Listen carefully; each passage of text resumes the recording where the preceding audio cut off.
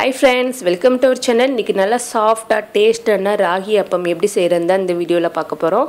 அதுக்கு முன்னாடி நம்மளோட வீடியோ ஃபர்ஸ்ட் டைம் பார்க்கறீங்கன்னா மறக்காம நம்மளோட சேனலுக்கு Subscribe பண்ணுங்க. இப்போ எப்படி செய்யலாம்னு பார்க்கலாம். இப்போ அரைக்கிறதுக்கு ரெடி பண்ணிக்கலாம். ஒரு மிக்ஸி ஜார்ல ஒரு வாழைப்பழம் கட் பண்ணி வச்சதை சேர்த்துக்கோங்க. சேர்த்துட்டு நல்லா நைஸா அரைச்சு எடுத்துக்கலாம். ஒரு கப் ராகி மாவுக்கு ஒரு வாழைப்பழம் கரெக்டா இருக்கும். இப்போ நல்லா நைஸா அரைச்சதுக்கு அப்புறமா ஒரு பவுல்ல ஒரு கப் ராகி மாவு சேர்த்துக்கோங்க. இது கூட ஒரு 1/4 டீஸ்பூன் அளவுக்கு ஏலக்காய் தூள் சேர்த்துக்கலாம். ஃப்ரெஷ்ஷான தேங்காய் துருவல் ஒரு 1/2 கப் அளவுக்கு சேர்த்துக்கிற போறோம். தேங்காய் துருவல் அதிகமா போட்டாலும் டேஸ்ட் நல்லா இருக்கும். இது கூட நம்ம அரைச்சு வச்ச வாழைப்பழ பேஸ்ட் சேர்த்துக்கோங்க. இன்னைக்கு நான் பச்சை பழம் தான் எடுத்துர்க்கேன். நல்ல கனிவான பழமா இருந்தா டேஸ்ட் அப்பத்துக்கு சூப்பராவே இருக்கும். உங்ககிட்ட எந்த வாழைப்பழமா இருந்தாலும் நல்ல கனிஞ்ச வாழைப்பழமா இருந்தா சேர்த்துக்கோங்க. இப்போ நல்லா mix பண்ணதுக்கு அப்புறமா இது கூட வெல்ல கரைசல் ஒரு 1/2 கப்புக்கு கொஞ்சம் கம்மியா எடுத்துர்க்கேன். வெல்லத்தை வந்து கொஞ்சம் தண்ணி ஊத்தி கொதிக்க வச்சு வடிகட்டி எடுத்த வெல்ல கரைசல் சேர்த்துக்கோங்க. சேர்த்துட்டு நல்லா mix பண்ணிக்கிற போறோம். உங்களுக்கு இனிப்புக்கு தகுந்த மாதிரி சேர்த்துட்டு இதுல இன்னும் கொஞ்சம் தண்ணி கலந்து இட்லி மாவு பதத்துக்கு கலந்து வச்சுக்கிற போறோம். நம்ம தண்ணியாவும் இல்லாம திக்காவும் இல்லாம கொஞ்சம் மீடியமா கலந்து வெச்சுக்கோங்க.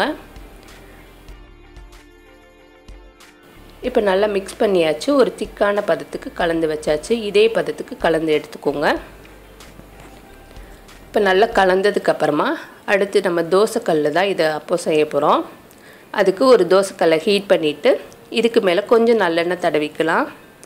நம்ம வாழைப்பழம் வெல்லம்லாம் சேர்த்திருக்கனால கொஞ்சம் ஒட்டும். அதனால கொஞ்சம் இந்த எண்ணெய் தடவிட்டு அதுக்கு அப்புறம் அப்போ ஊத்துங்க. நம்ம ஊத்தப்போலாம் எப்படி ஊத்துவோமோ அதே மாதிரி ஒரு திக்கான பதத்துக்கு ஊத்திக்கலாம்.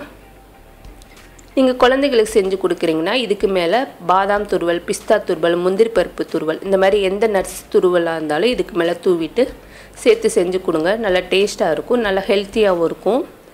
ஆயிலுக்கு பதிலா நீங்க கீ கூட சேர்த்துக்கலாம். இப்போ அடுப்பு வந்து சிம்ல வச்சு ஒரு சைடு வேக வச்சாச்சு. இத திரி போட்டுட்டு இன்னொரு சைடு வேக வச்சுக்கலாம். இது செய்யறது நம்ம சிம்பிள் தான். ஒரு 5 நிமிஷத்திலே செஞ்சிடலாம். குழந்தைங்க ஸ்கூல் விட்டு வரும்போது இந்த மாதிரி ட்ரை பண்ணி கொடுங்க. நல்ல டேஸ்டா இருக்கும். நல்ல ஹெல்தியாவும் இருக்கும். இப்போ நம்மளோட சாஃப்ட்டான ராகி அப்பம் ரெடி ஆயிருச்சு. இதே போல எல்லாத்தையும் ரெடி பண்ணிக்கலாம். இப்போ நான் இத பனியாரமாவும் ஊத்திருக்கேன். அதே போல தோசை கல்லையும் சேர்த்திருக்கேன். இத நீங்க டீப் ஃப்ரையாவும் பண்ணிக்கலாம். நல்ல சாஃப்ட்டா இருக்கும். நல்ல டேஸ்டா இருக்கும். கண்டிப்பா இதே போல ட்ரை பண்ணி பாருங்க. இந்த வீடியோ உங்களுக்கு பிடிச்சிருந்துச்சுனா லைக் பண்ணுங்க, ஷேர் பண்ணுங்க. மறக்காம நம்மளோட சேனலுக்கு Subscribe பண்ணுங்க. Thank you.